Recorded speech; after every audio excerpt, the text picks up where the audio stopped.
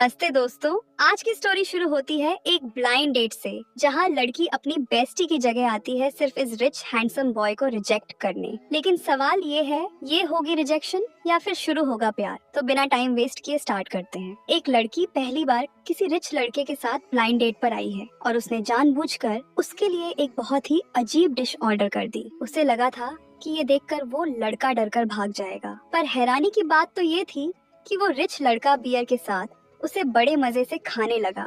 ये सीन देखकर तो लड़की के होश ही उड़ गए। असल में किम म्योंग ही आज अपनी दोस्त की जगह डेट पर आई है, जो शादी से भाग गई थी। उसका मकसद बस किसी तरह इस डेट को खराब करना है, पर वो ये नहीं जानती थी कि वो रिच लड़का उसे कुछ देर पहले ही मिला था।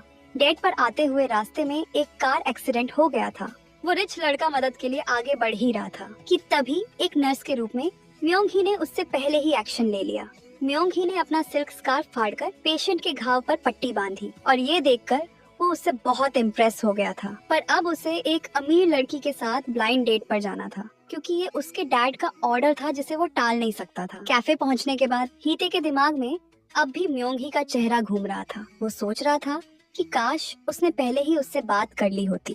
और जैसे ही उसने ये सोचा, उसने उसी लड़की को अपने सामने बैठे हुए देखा। हीते को यकीन नहीं हुआ कि जिस लड़की से उसे पहली नजर में प्यार हुआ, वही उसकी ब्लाइंड डेट पार्टनर है। उस पल हीते को लगा जैसे वो दुनिया का सबसे लकी इंसान है। वो बस उसे देखता ही रह गया। म्योंग ही ने देखा कि उसकी पहली चाल काम नहीं आई, तो वो हीते को एक बहुत ही गंदे से रेस्टोरेंट में ले आई। यहाँ बर्तन भी ठीक से साफ नहीं थे और टेबल पर कॉकरोच घूम रहे थे। वेटर का हाथ सीधे सूप के अंदर चला गया। ये सब देखकर जेंटलमैन हीते भी परेशान हो गया।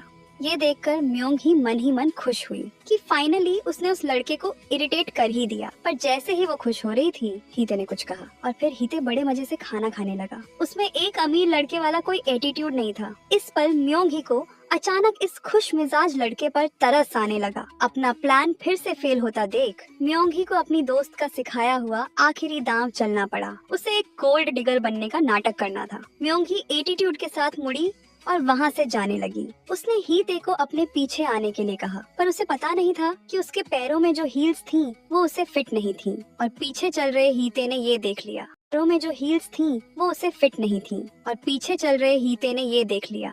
म्योंग ही एक लग्जरी स्टोर में आ गई और खराब एक्टिंग करते हुए कहा कि वो अपना पर्स लाना भूल गई है। फिर एक मैनिपुलेटिव टोन में उसने हीते को उसके लिए पेमेंट करने को कहा, पर हीते को तो जैसे कोई फर्क ही नहीं पड़ा। उस सीधे सादे हीते ने फौरन हाँ कर दी। ये देखकर कि हीते अभी भी उसकी बातों में नहीं आ रहा, म्योंग ही ने अब कुछ बड़ा करने का सोचा और वहाँ से एक बैग उठा लिया। पर उसका प्राइस देखकर तो उसके होश उड़ गए। ये कैसा घटिया बैग है जिसकी कीमत 3 महीने की सैलरी जितनी है।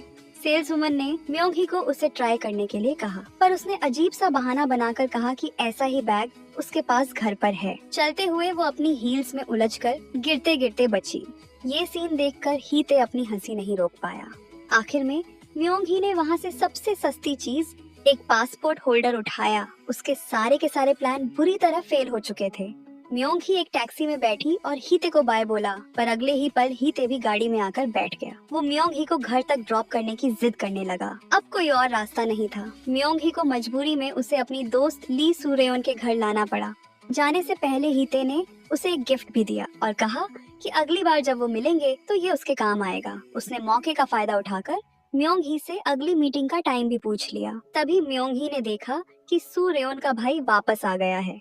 अपनी झूठी पहचान का राज खुलने के डर से उसने जल्दी से हीते को वहाँ से भेज दिया। म्योंग ही को एक हैंडसम लड़के से बात करते देख हीते को बहुत ज्यादा जेलसी होने लगी। अब उसका चेहरा देखने लायक था। अपनी दोस्त सू रेयोन से मिलते ही म्योंग ही ने शिकायत की कि हीते कोई नॉर्मल रिच लड़का नहीं है। वो हमेशा उसकी हर चाल को समझ जाता है और उसके सारे प्लान फेल कर देता है। सू रेयोन ने हीते का दिया हुआ गिफ्ट खोला और देखा कि उसमें लेदर शूज की एक जोड़ी थी।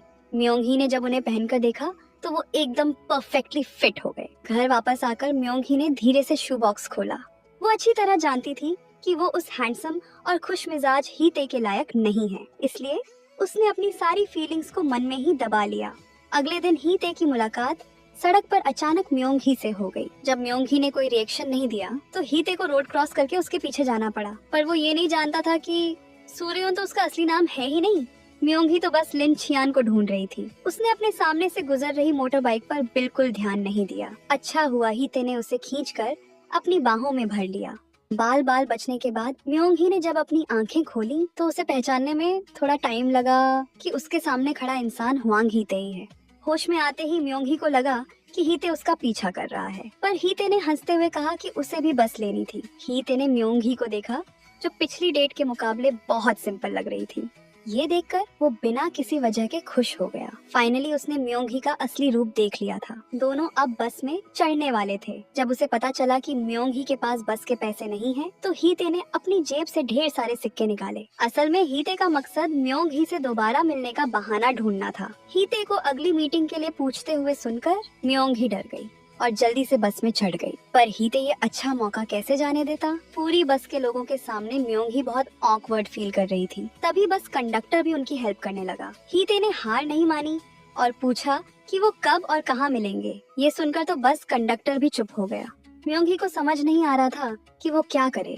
म्योंग ही ने मुस्कुराते हुए हाँ में सिर हिलाया। एक्साइटेड हीते ने सबसे माफी मांगी और फिर खुशी खुशी वहाँ से चला गया। पर बेचारी म्योंग ही शर्म के मारे जमीन में गड़ जाना चाहती थी। देखते ही देखते उनकी डेट का दिन आ गया। हीते म्योंग ही को एक वेस्टर्न रेस्टोरेंट में ले गया, पर एक गरीब घर से होने की वजह से म्योंग ही को छुरी कांटे इस्तेमाल करने नहीं आते थे। अपने सामने इतने सारे छुरी कांटे देखकर उसे समझ नहीं आ रहा था कि वो क्या करे। उसे डर था कि कहीं उसकी असलियत सबके सामने ना आ जाए। सामने बैठे हीते ने फौरन ये नोटिस कर लिया, इसलिए उसने वेटर को बुलाया और पूछा कि खाने के लिए कौन सा कांटा इस्तेमाल करना है। हीते ने बड़ी आसानी से म्योंग ही की ऑकवर्ड सिचुएशन को संभाल लिया और उसकी इज्जत भी बचा ली। तभी अचानक म्योंग ही ने हॉस्पिटल के अपने साथियों को देख लिया। उसने घबराकर अपना चेहरा मेन्यू के पीछे छिपा लिया और ऐसे नाटक करने लगी जैसे वो कुछ ऑर्डर कर रही हो। जब उसके साथी बैठ गए तब उसने मेन्यू नीचे किया, पर उसे क्या पता था कि पास बैठे उसके साथी उसी के बारे में बातें कर रहे हैं। एक आदमी कह रहा था कि म्योंग ही एक ऐसी लोमड़ी है जो बस अमीर लोगों से शादी करना चाहती है। हुआ यूं कि सुबह म्योंग ही हीते से मिलने जाने के लिए बहुत अच्छे से तैयार हुई थी, पर ऑफिस के लड़कों ने उसका मजाक उड़ाना शुरू कर दिया। ये देखकर दूसरे मेल कलीग को गुस्सा आ गया।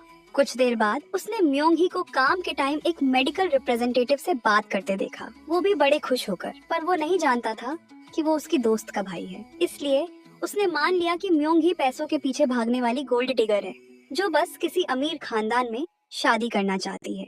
ये सारी बातें सुनकर म्योंग ही का दिल टूट गया। हीते ने चाहती है। ये सारी बातें सुनकर म्योंग ही का दिल टूट गया। हीते ने म्योंग ही की परेशानी देख ली थी। हीते बड़े स्टाइल से उस आदमी के पास गया जो बकवास कर रहा था और उसके सिर पर पानी उड़ेल दिया। तब जाकर उस आदमी को पता चला कि म्योंग ही भी वहीं पर है। हीते ने उस आदमी का रास्ता रोका और उस पर पैसे फेंककर कहा कि जाकर अपना गंदा मुंह साफ करे। म्योंग ही फौरन वहाँ से भाग गई, पर वो अपना बैलेंस नहीं बना पाई। सीढ़ियों से उतरते वक्त उसके पैर में मोच आ गई। हीते को बहुत चिंता हुई और वो उसे अपनी पीठ पर उठाना चाहता था, पर म्योंग ही ने जिद की कि वो खुद चल सकती है। ये देखकर हीते ने कुछ नहीं कहा और म्योंग ही को अपनी गोद में उठा लिया। अपनी पहचान छिपाने के डर से म्योंग ही हॉस्पिटल नहीं जा सकती थी, इसलिए उसे सड़क किनारे ही काम चलाना पड़ा। हीते बड़े ध्यान से उसके घाव पर दवा लगा रहा था। हवा में उड़ते चेरी ब्लॉसम्स को देखकर म्योंग ही के दिल में एक अलग सी फीलिंग आने लगी, इसलिए वो खुद को हीते से पूछने से रोक नहीं पाई कि क्या वो उसके अमीर परिवार की वजह से डेट पर आया है। उसकी इस बात ने म्योंग ही को एक तरह से तसल्ली दे दी। इसका मतलब हीते को उसके अमीर होने या न होने से कोई फर्क नहीं पड़ता, वो बस उसे पसंद करता है जैसी वो है। पर बहुत जल्द ही म्योंग ही और उसकी दोस्त सू रयोन की छोटी सी चाल पकड़ी गई। उस दिन हीते उसकी दोस्त के घर मेहमान बनकर आया और उसके सामने उसकी दो मंगेतर खड़ी थी। चालाक हीते फौरन समझ गया कि उसे धोखा दिया गया है, पर उसने उन दोनों के साथ नाटक करना जारी रखा। असल में ब्लाइंड डेट पर सूर्योन ने अरेंज मैरिज से बचने के लिए अपनी दोस्त को भेजा था। उन दोनों के बीच की रोमांटिक फीलिंग्स को याद करके म्योंग ही को इस वक्त बहुत शर्म आ रही थी। वो वहाँ से तुरंत भाग जाना चाहती थी, पर दोस्त के भाई ने म्योंग ही को डिनर के लिए रोक लिया। पर म्योंग ही के धोखे से भी ज्यादा हीते को म्योंग ही के कंधे पर रखे उस हाथ से प्रॉब्लम थी, इसलिए उसने जानबूझकर पहली बार मिल रहे उस भाई से हाथ मिलाया। डिनर टेबल पर सब लोग हीते और सूर्योन के बारे में पूछ रहे थे, पर हीते ने मजाक में बात टाल दी। जैसे जैसे सब बातें कर रहे थे, म्योंग ही का चेहरा उतरता जा रहा था। डिनर के बाद हीते और सूर्योन एक कपल की तरह गार्डन में बात कर रहे थे, पर सूर्योन ने साफ साफ हीते से कहा कि उसने म्योंग ही को डेट पर उसे रिजेक्ट करने के लिए ही भेजा था और म्योंग ही की उसके लिए कोई फीलिंग्स नहीं है। पर हीते को इस बात से कोई फर्क नहीं पड़ा। बल्कि एल्बम में म्योंगी की फोटो देखकर वो अपनी उंगली से म्योंगी के चेहरे को छूने लगा। उसकी मुस्कान से उसका प्यार साफ झलक रहा था। जब आसपास कोई नहीं था, हीते फाइनली म्योंगी के पास आया। तभी दोस्त का भाई चुपके से उनके पास आ गया। उसने दूर से देखा कि हीते ने किसी का हाथ पकड़ा हुआ है, पर वो देख नहीं पाया कि वो कौन थी। म्योंगी ने आखिरकार राहत की सांस ली। उसने हीते की दी हुई चिट्ठी को कसकर पकड़ा हुआ था। रात को वो चिट्ठी पर लिखे पते पर टाइम से पहुंच गई और उसे धोखा देने के लिए माफी मांगी। पर असल में हीते को पहले से ही सब सच पता था, लेकिन वो अनजान बने रहने का नाटक करता रहा, क्योंकि अगर वो इस धोखे का पर्दाफाश कर देता तो वो फिर म्योंगी से कभी नहीं मिल पाता। म्योंगी ने फौरन हीते को अपनी असली पहचान बताई कि वो कोई अमीर घर की लड़की नहीं है, बल्कि एक गरीब इमरजेंसी रूम की छोटी सी नर्स है। पर म्योंगी ये नहीं जानती थी। म्योंगी हीते की सच्चाई जानकर पूरी तरह से हैरान थी। हीते नहीं चाहता था कि म्योंगी अपने स्टेटस की वजह से इनसिक्योर महसूस करे। उसे यकीन था कि म्योंगी भी उसे मन ही मन पसंद करती है। इसलिए अगले दिन हीते स्कूल में सू रेयोन से मिला, जो प्रोटेस्ट कर रही थी। वो चाहता था कि वो खुद अपने घर पर बता दे कि वो दोनों डेट नहीं करेंगे। बात करते करते उसे पता चला कि सू रेयोन एक क्रांति का हिस्सा बन चुकी है।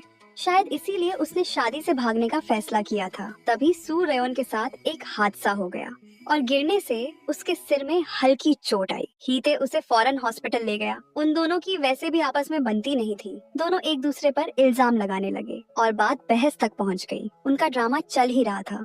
म्योंगी दूर से उन दोनों को लड़ते झगड़ते देख रही थी और उसके दिल में एक अजीब सी झेल सी होने लगी। वो अपने दिल में अच्छी तरह जानती थी कि एक प्रिंस को हमेशा एक प्रिंसेस के साथ ही होना चाहिए और सिंड्रेला तो प्रिंस पर सिर्फ बोझ बनेगी। ये सोचकर म्योंगी का मूड एकदम खराब हो गया। काम खत्म होने पर म्योंगी ने देखा कि हीते उसका इंतजार कर रहा था और उसने खुशी खुशी साथ में डिनर करने के लिए पूछा। पर म्योंगी का बिल्कुल भी मूड नहीं था। उसने साफ कहा कि उसने अपनी दोस्त की जगह हीते से डेट सिर्फ इसलिए की थी ताकि वो विदेश जाने के लिए टिकट के पैसे कमा सके। हीते ने बस इतना कहा। वो इतनी बुरी हालत में था कि म्योंगी के जवाब का हमेशा इंतजार कर सकता था, पर म्योंगी ने उसे कोई मौका नहीं दिया। म्योंगी एक गरीब परिवार से थी। वो इतने अमीर खानदान के हीते के लायक बिल्कुल नहीं थी। अब इस मौके पर ब्रेकअप करना ही सही फैसला था।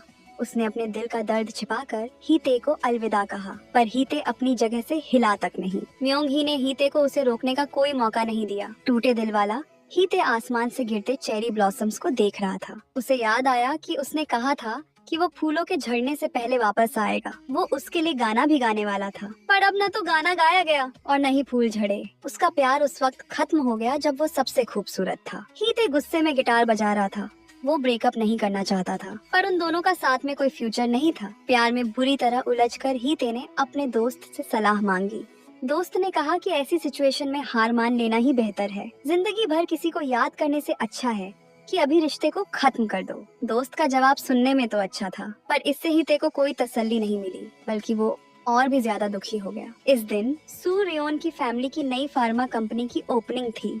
हीते और उसके पापा वहाँ गिफ्ट देने आए थे और तभी म्योंगी भी मुबारकबाद देने के लिए वहाँ पहुँच गई। अपने बेटे की आंखों को म्योंगी पर टिका हुआ देखकर हीते के पापा ने एक गहरी नजर से उसे देखा। इस ऑकवर्ड सिचुएशन को संभालने के लिए म्योंगी सबके लिए कॉफी बनाने का बहाना करके वहाँ से चली गई। तब तक मेहमान भी आने लगे थे।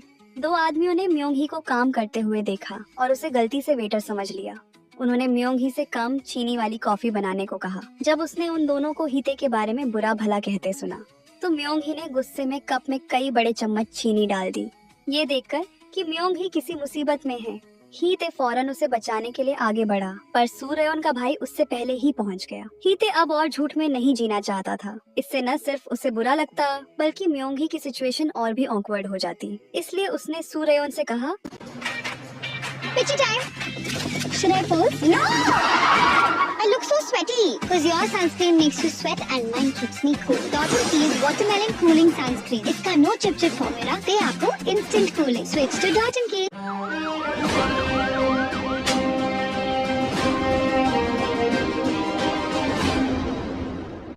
इसलिए उसने सू रेयोन से कहा कि वो फौरन सारे झूठ खत्म कर दे। अब वो उसकी मंगेतर नहीं है। अब वो अपना पूरा ध्यान सिर्फ म्योंगी पर लगाना चाहता था। इसलिए वो म्योंगी के किराए के घर पर पहुंच गया और मकान मालिक की बेटी को पढ़ाने के बहाने म्योंगी के करीब जाने लगा।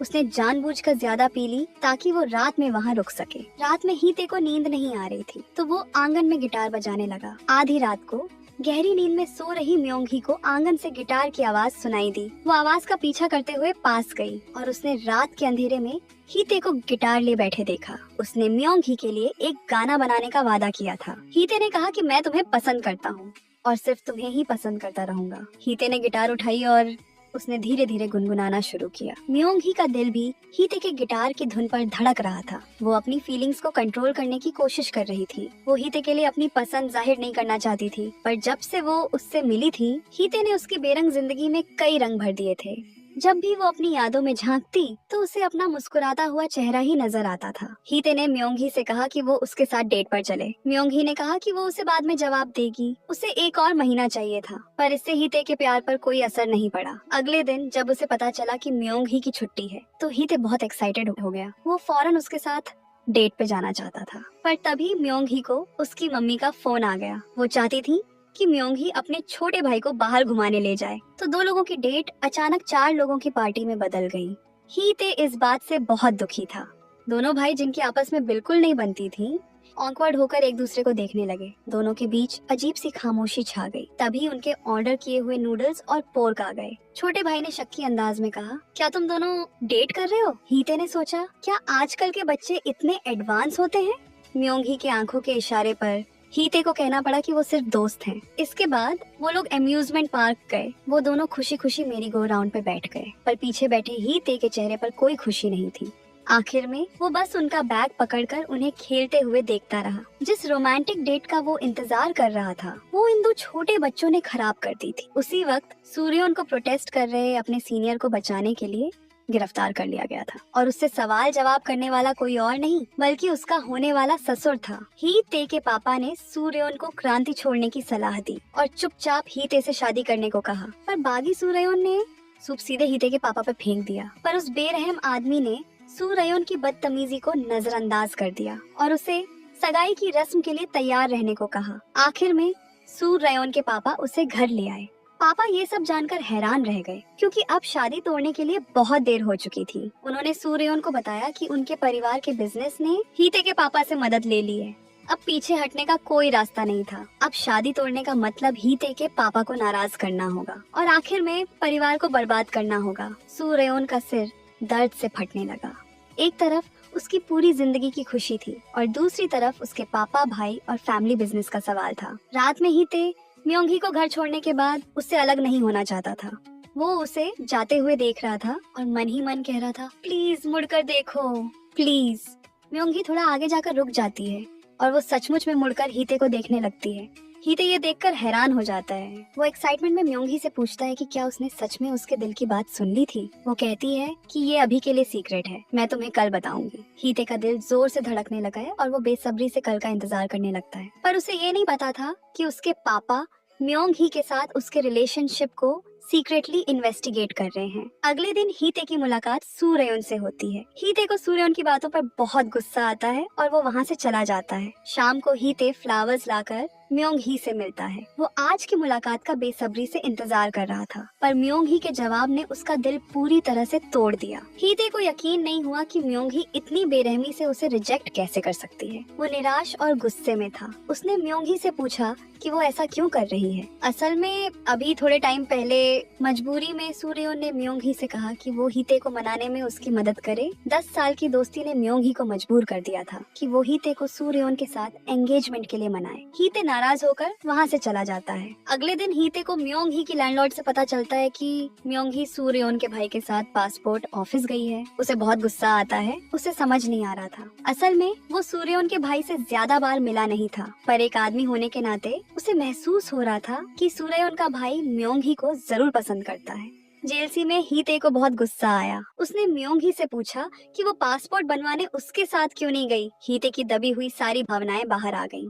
दोनों के बीच तीखी बहस होने लगी। हीते को समझ नहीं आ रहा था कि म्योंग-ही क्यों अच्छी बनने का नाटक कर रही है और उसे सूर्योन से सगाई करने दे रही है। वो क्यों अपने प्यार के लिए बहादुरी से नहीं लड़ रही। वैसे भी उन दोनों के पास साथ रहने के लिए बहुत कम टाइम था, क्योंकि म्योंग-ही जून में हमेशा के लिए देश छोड़कर जा रही थी। हीते इतना दुखी था कि उसकी आंखों में आंसू आ गए। ऐसा लग रहा था 8,000 रुपए छुपा आंसू आ गए। ऐसा लग रहा था जैसे हमेशा वही म्योंगी के पीछे भाग रहा है। पर अब वो थक गया था। वो दोबारा हीते और सूर्योन की सगाई में मिले। म्योंगी ने सूट में हीते को देखा और अपनी भावनाओं को काबू में रखते हुए एक शब्द भी नहीं कहा। वो टूटे दिल के साथ सगाई से घर जाने लगी, पर उसका सामना हीते से हो गया। हीते ने म्योंगी के पैरों में वो जूते देखे तो उसका दिल भर आया। ये वही जूते थे जो उनकी पहली डेट पर उसने म्योंगी को दिए थे। हीते का दिल फौरन पिघल गया। उसे बस इतना ही चाहिए था। और फिर ये पहली बार था जब म्योंगी ने अपने दिल की बात मानी थी। उसके इजहार ने हीते की आंखों में आंसू ला दिए। भले ही इजहार करने में थोड़ी देर हो गई थी,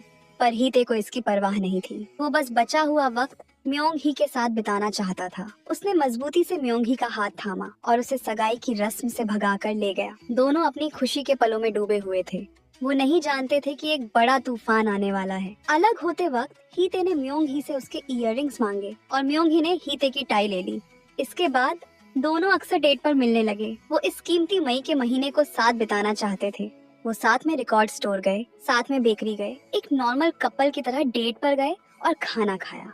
हीते चाहता था कि वो म्योंगी की पसंद के सारे क्रीम ब्रेड खरीद ले। ये सीन देखकर म्योंगी हैरान रह गई और जल्दी से ब्रेड वापस रखने लगी।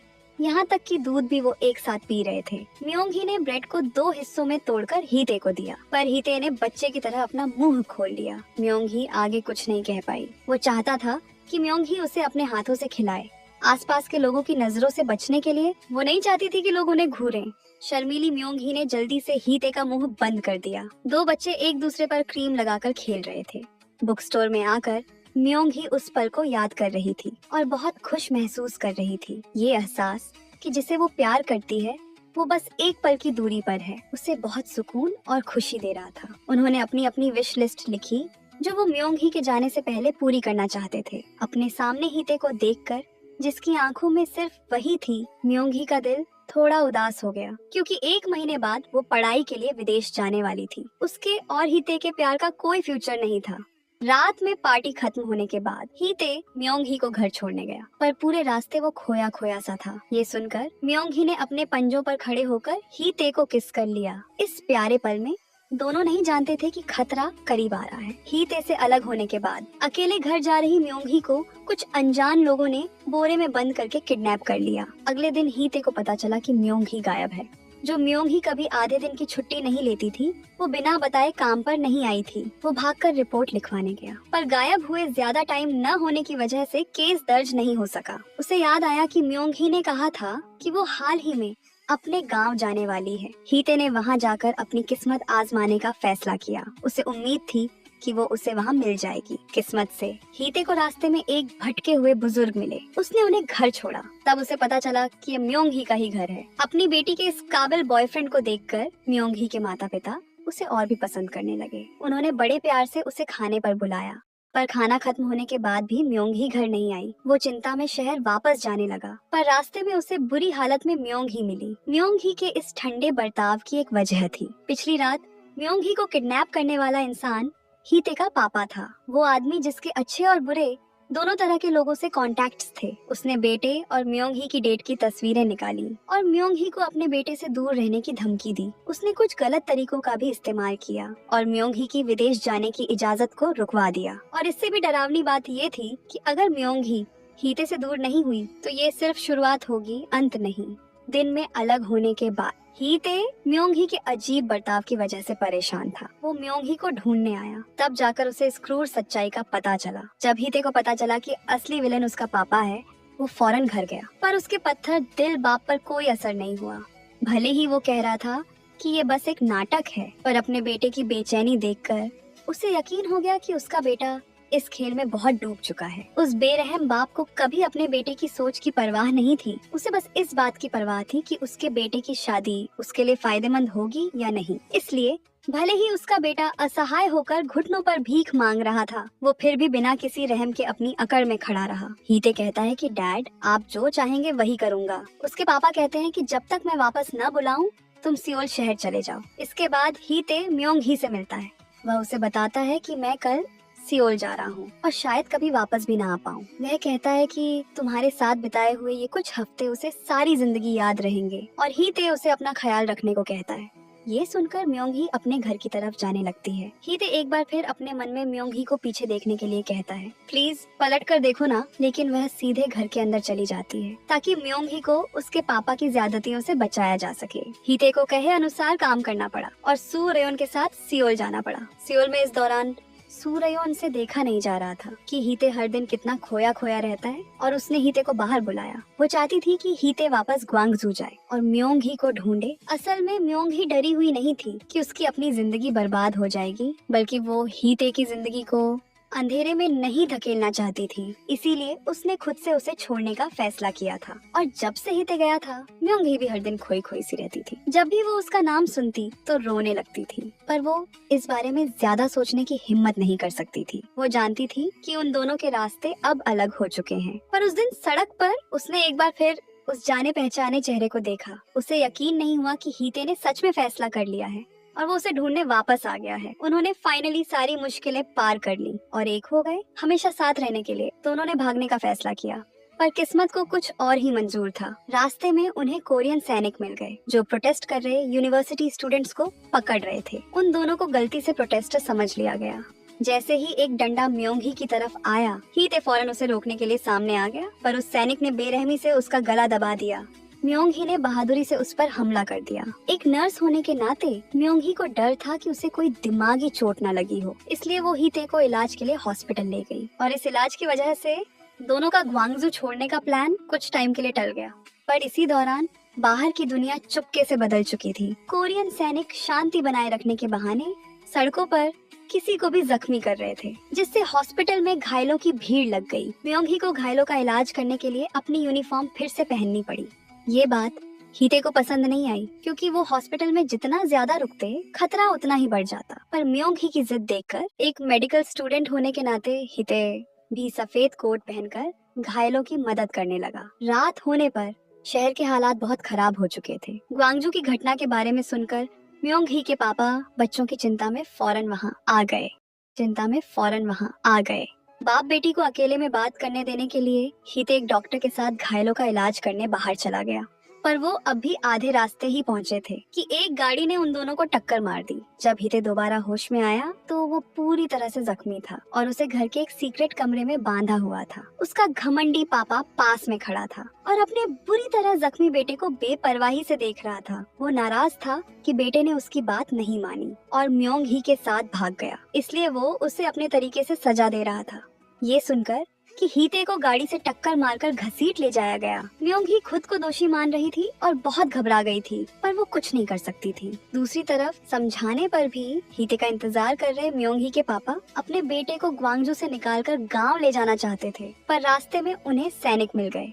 बाप बेटा झाड़ियों में छिपे रहे और हिम्मत नहीं जुटा पाए। पर जब सैनिक करीब आने लगे तो अपने बेटे को बचाने के लिए पापा को बाहर निकलकर सैनिकों से बात करनी पड़ी। उसे अपने बेटे को किसी भी कीमत पर बचाना था। दूसरी तरफ हीते का सौतेला भाई ह्वांग जंगते ये देखकर हैरान रह गया कि उसका भाई एक सीक्रेट कमरे में बंद है और बुरी तरह जख्मी पड़ा हुआ है। उसने अपनी माँ से उसे बचाने को कहा। सौतेली माँ भी उस हिंसक और बेरहम आदमी से तंग आ चुकी थी। उसने उस आदमी से तलाक लेने का फैसला किया। उससे पहले उसने कमरे में जाकर हीते को आजाद कर दिया।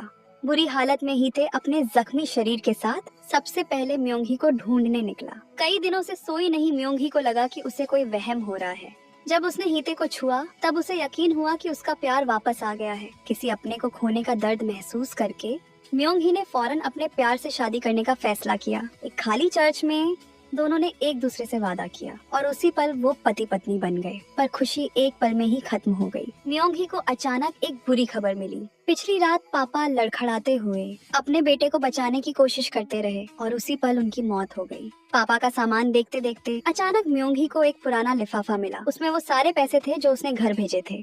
पापा जानते थे कि बेटी को पढ़ाई के लिए पैसों की जरूरत होगी। ये देखकर उसका दिल भर आया, इसलिए उन्होंने उसके लिए सारे पैसे संभाल कर रखे थे। एक भी पैसा खर्च नहीं किया। उसी वक्त हीते के पापा को पता चला कि हीते और म्योंग ही फिर से साथ हैं। तो उसने चुपके से अपने आदमियों को मौके का फायदा उठाकर म्योंग ही को खत्म करने का आदेश दिया। और ये बात हीते के भाई जंगते ने सुन ली। जंगते को याद आया कि किम म्योंग सू उसके साथ कितनी अच्छी थी। वो उसे अम्यूजमेंट पार्क भी ले गई थी। ये सोचकर वो बहुत बेचैन हो गया। तभी एक गार्ड ने म्योंग ही को एक चिट्ठी दी। और कहा कि हीते ने उसे फौरन उस पते पर पहुंचने को कहा है। जब हीते वापस आया तो वहाँ म्योंग ही का कोई नामो निशान नहीं था। उसने पास से गुजर रहे एक गार्ड से पूछा। हीते के दिल में अचानक एक बेचैनी सी होने लगी। उस वक्त म्योंग ही उस जगह पहुंच गई जहाँ हीते ने उसे बुलाया था। एक अनजान आदमी ने उसे रास्ता दिखाया और फिर उसने अपनी बंदूक उठाकर म्योंग ही पर निशाना साधा। सही वक्त पर पहुंचकर जंगते ने उसे रोक लिया। जंगते ने म्योंग ही को भागने के लिए कहा। उस आदमी से छीना झपटी में भाई को गोली लग गई। गोली की आवाज सुनकर माता पिता भागे भागे आए, ये जानकर कि उसका पति इतना बेरहम इंसान है। जंगते की माँ पूरी तरह से निराश हो गई। थोड़ी देर से पहुंचे हीते ने पापा को नजरअंदाज किया और फौरन भाई को हॉस्पिटल ले गया। उसने अपने ही परिवार को तोड़ दिया था। बुरी तरह से टूटे हुए जंगते ने अपने पापा का हाथ झटक दिया। उस पल पापा को लगा जैसे उन्होंने सब कुछ खो दिया है। नींद से जागकर म्योंग सू को अपनी बहन नहीं मिली और उसने पास के लोगों से सुना कि बाहर बहुत अफरा तफरी मची हुई है। अपनी दादी और माँ की याद आने पर म्योंग सू ने घर जाने का फैसला किया। उसने एक नक्शा लिया और पैदल घर जाने लगा। जब म्योंग ही वापस आई तो उसे पता चला कि उसका भाई गायब है। हीते और म्योंग ही उसे ढूंढने जंगल में गए। एक चौराहे पर पहुंचकर दोनों ने भाई को ढूंढने के लिए अलग अलग जाने का फैसला किया। उन्होंने 5 मिनट बाद उसी जगह मिलने का वादा किया। अलग होते वक्त हीते ने म्योंग ही के पापा की घड़ी उसे दी। उस वक्त हीते ने कभी नहीं सोचा होगा कि ये उसकी और म्योंग ही की आखिरी मुलाकात होगी। म्योंग सू ने भागते हुए दूर से गोली की आवाज सुनी। तभी उसकी बहन आई और उसे एक तरफ छिपा दिया। उसी वक्त हीते ने देखा कि आगे का रास्ता बंद है। जब वो वापस जाने लगा तो कुछ गश्त कर रहे सैनिकों ने उसे वहीं गिरफ्तार कर लिया। म्योंग ही ने सैनिकों को करीब आते देखा। उसने अपने भाई से कहा कि वो पहले गांव भाग जाए, वो जल्द ही उसके पीछे आ जाएगी। अपने पापा को खोने का दर्द झेलने के बाद म्योंग सू अब अपनी बहन को नहीं खोना चाहता था, पर इस हालत में उन दोनों का बच निकलना नामुमकिन था। अब कोई और चारा नहीं था। म्योंग ही बस अपने भाई को बचा सकती थी और खुद उन सैनिकों का ध्यान भटकाने चली गई। म्योंग ही ने पापा की दी हुई घड़ी अपने भाई को दे दी। फिर 3 गिनकर उसने भाई को भागने के लिए कहा और खुद सैनिकों को रोकने के लिए रुक गई। तभी एक सैनिक ने भागते हुए म्योंग सू को देख लिया। उसने अपनी बंदूक उठाई और निशाना साधा। ये देखकर म्योंग ही बहुत घबरा गई। नाजुक मौके पर वो आगे बढ़ी और बंदूक के सामने आ गई।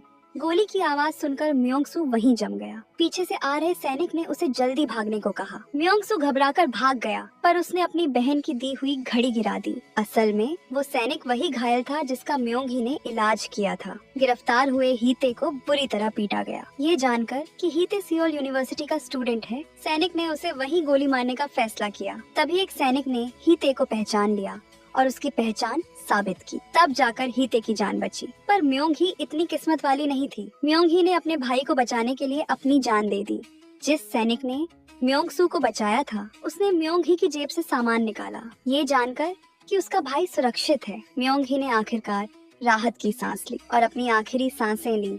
सैनिक ने चिट्ठी और घड़ी म्योंग ही के हाथ में रख दी और फिर पछतावे के साथ वहाँ से चला गया। हीते से बेइंतहा प्यार करने वाली म्योंग ही ने इस मई की रात में कीड़ों की आवाज के बीच न चाहते हुए भी हीते को छोड़ दिया और इस दुनिया को भी अलविदा कह दिया। दंगे खत्म होने के बाद हीते हर जगह म्योंग ही के गुमशुदगी के पोस्टर लगा रहा था, पर उसे कुछ भी पता नहीं चला। वो मरना चाहता था पर लहरें उसे किनारे ले आईं। 40 साल बाद एक दिन बड़ा हुआ म्योंग सू उससे मिलने आया। उसने सामान खोला जिसमें एक चिट्ठी थी। उसमें लिखा था कि हीते किसी भी हालत में अपनी जान न दे। सच्चे आशिक हीते ने इतने सालों में शादी नहीं की क्योंकि वो जानता था कि उसकी पत्नी हमेशा एक ही रहेगी, वही जो दोपहर में सूरज की रोशनी में रंगी हुई म्योंग ही थी। वो याद हमेशा रोशन करेगी उसकी बेरंग जिंदगी को जब तक उसकी आत्मा खत्म नहीं हो जाती। तो दोस्तों आज के लिए बस इतना ही। वीडियो को लाइक करें और चैनल